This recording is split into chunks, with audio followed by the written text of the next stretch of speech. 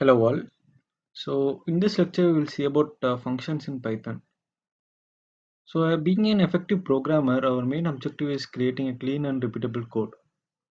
So for that functions will come in handy because functions allow us to create block of code which can be executed many times, a number of times without needing to constantly rewrite and re-execute the block of code. Which means you don't need to define a particular block of code again and again in your program. You can define it as a function and you can call it whenever it's needed.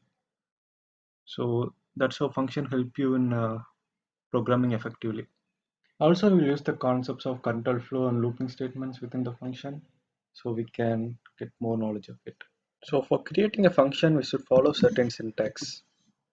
The function should start with def keyword and we should follow correct indentation and the function should have proper structure. So without any further ado, we can see function starting with an example. Okay.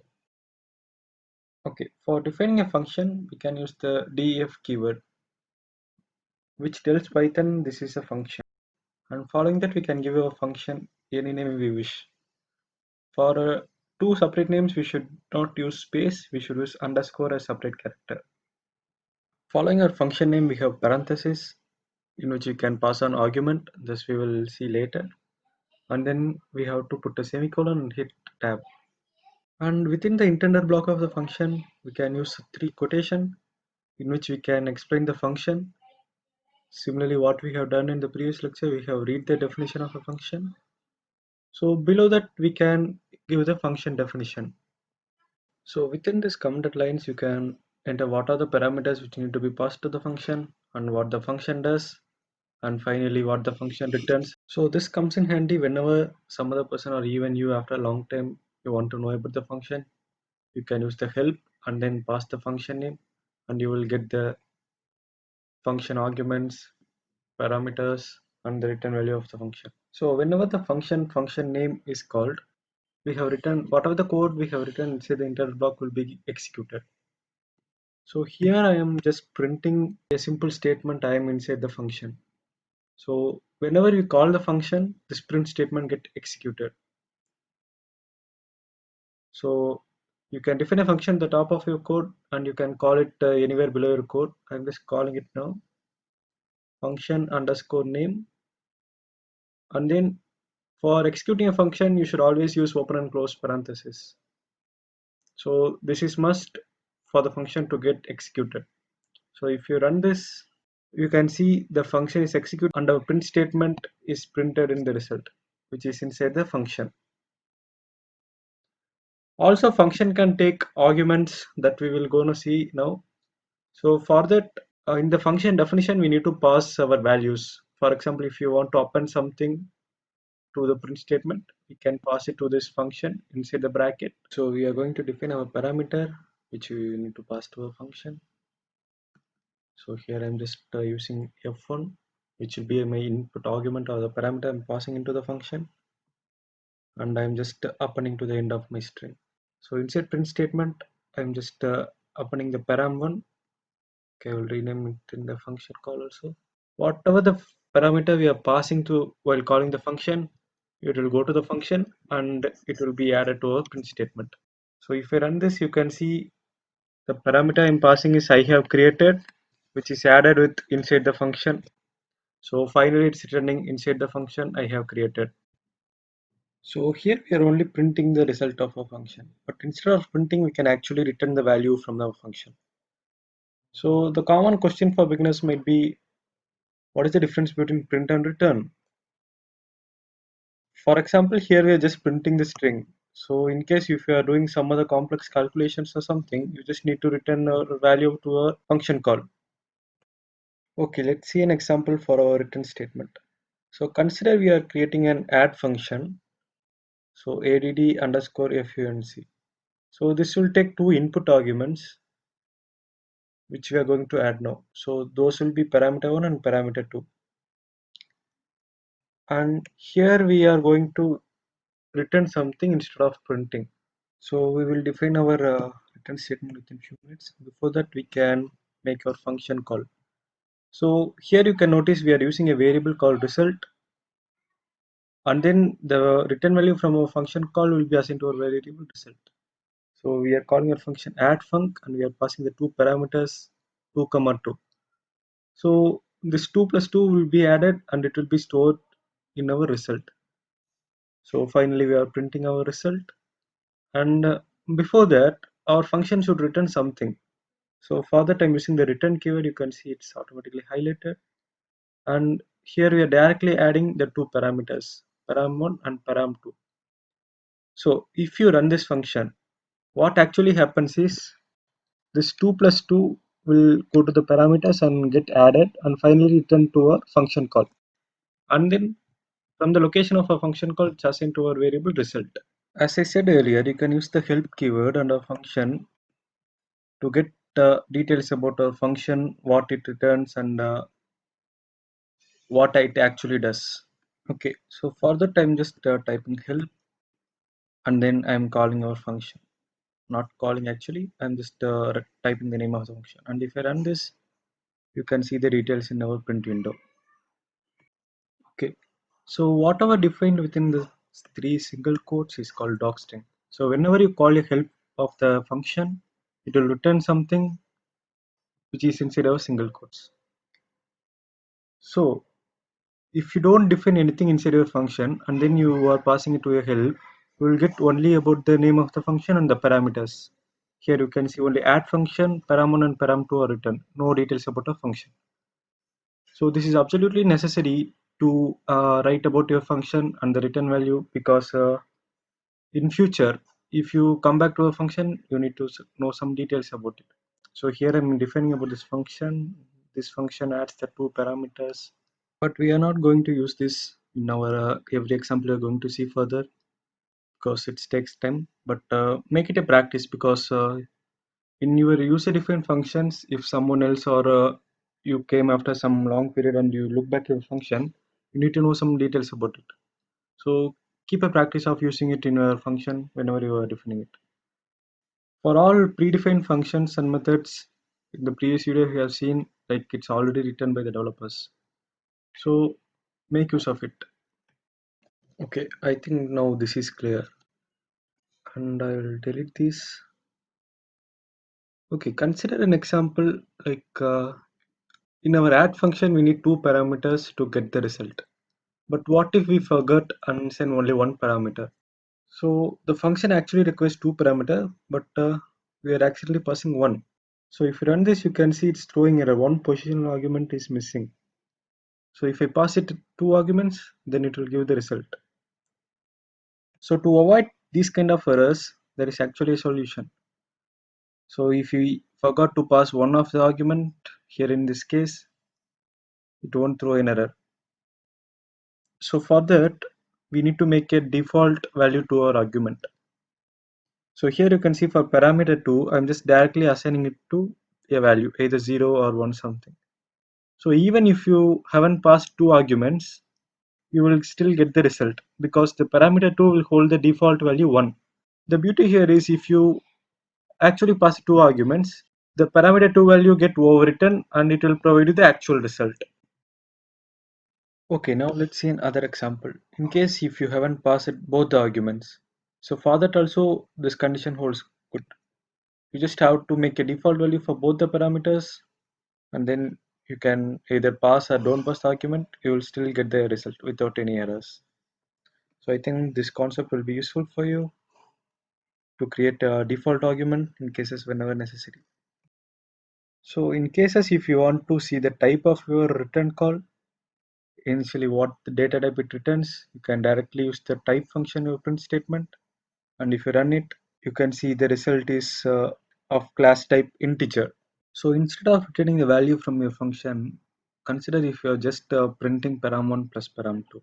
Note here, this is not addition, this is just a string concatenation. So in such cases, if you are just returning the type of your result, it will be of class none type because the function returns nothing and result will hold no value.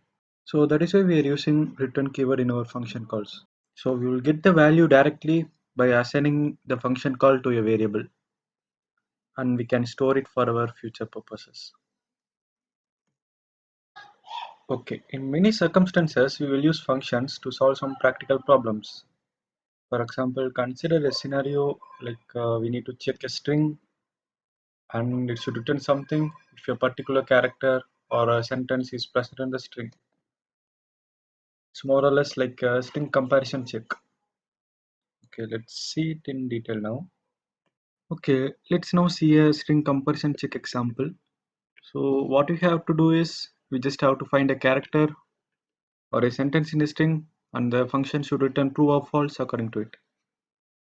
Okay, so for that we will use the same def keyword and we are going to use the function strcheck chk and we are going to get only one parameter.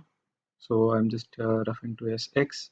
We just follow the indentation and here, so we are using the if condition to check whether the character is present in the function or not.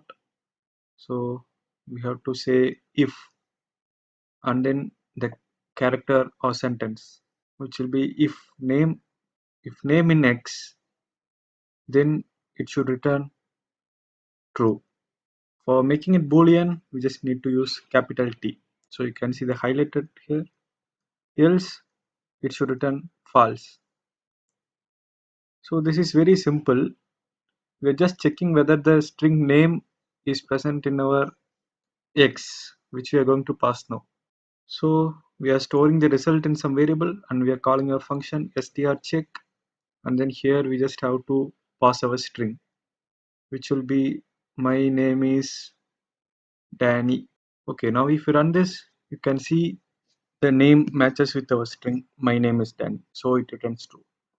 In case if our string doesn't have the sentence name, it will return false because name is not there in the string we have passed it to the function, so it obviously returns false.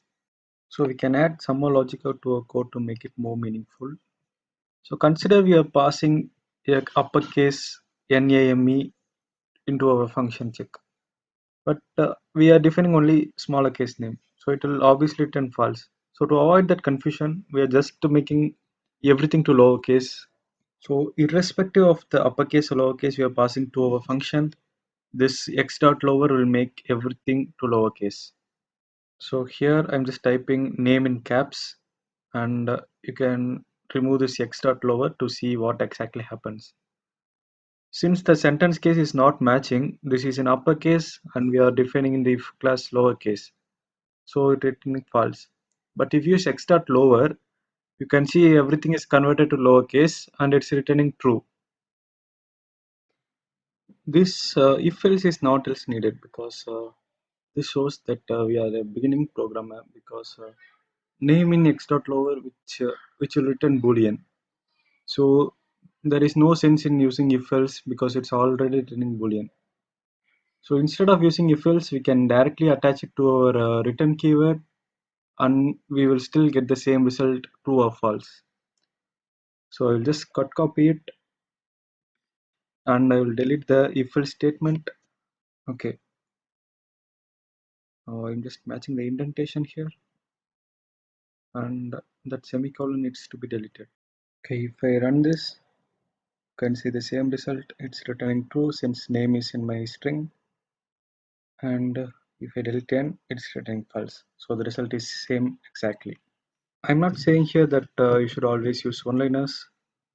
If you keep on practicing Python, you can reduce the unnecessary steps and you can directly go for simple steps. Thus, this will also reduce the complexity of your code. Okay, let's see another example to understand functions better. So in this example, we are going to see about some new case called quick Latin. I think most of us haven't heard this before. So this is also kind of a string check, but here we are not returning true or false, but actually we are modifying the string. So I'm just creating a command line. So if you meet a vowel, add ay to end, and if it's not a vowel, then put the first letter at the end and add ay. So this is the concept of pick Latin, and for realizing this, we will create a function. We will start by using our def keyword def change x. So x is the parameter we are getting through our function call, and after giving indentation, we are using our if case here. If x dot 0, which means we are checking the first letter of our string. So the first letter will start at 0, and we are again storing our first letter in a variable which is first letter. Also note this first letter is not at needed because we can directly get the value from x and we can directly use in our if case. So here I'm just removing this assignment statement here, first letter equal to x of 0. Also this dot is not needed. We should use x and then square bracket 0, which we can directly get the value of the first element of our string. Okay, in the if case, we can directly check whether the first letter of our string is in the vowels. We can directly use a, e, I, o, u. So if x in a, e, I, o, u, which means the first letter is a vowel, then you should go to case 1. You should append ay to the end. So here I'm assigning a variable called changed equal to the complete character, complete string plus ay, which means ay will be concatenated to the end of test string. If it is not a vowel, then we should go for case 2. Here we should put the first letter at the end and add ay. So here we just have to pick the first letter. So we have to remove the first letter and keep the string except the first letter. So here we are using slicing.